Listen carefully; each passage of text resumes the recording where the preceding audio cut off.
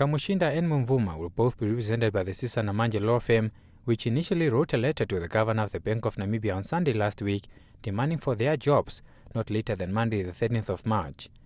The duo threatened the Bank of Namibia with a lawsuit should their demands not be adhered to come Monday. However, the Bank of Namibia decided to ignore their demand, and as such both parties are expected to appear in court on the 30th or 31st of March this year, according to a letter issued by Namanje to the Bank of Namibia. Namanje stressed that the Bank of Namibia caused irreparable harm, reputational damage, and prejudice towards his clients.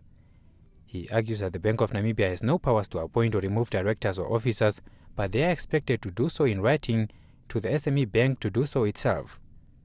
However, the governor of the Bank of Namibia, Ipumbu Shimi, says that they acted in accordance with Section 56 of the Banking Institutions Act of 1998.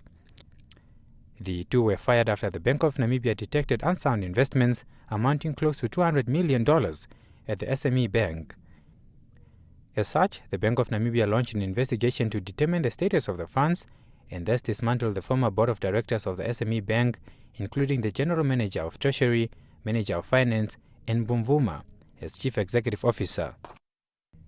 The Bank of Namibia added that they were not satisfied with the responses of the SME Bank after they inquired about the missing funds.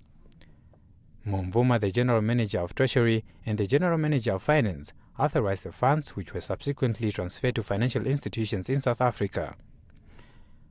Government is the majority shareholder of the SME Bank at 60%, while Kamushinda owns 5%, and 35% of the bank is owned by the Metropolitan Bank of Zimbabwe.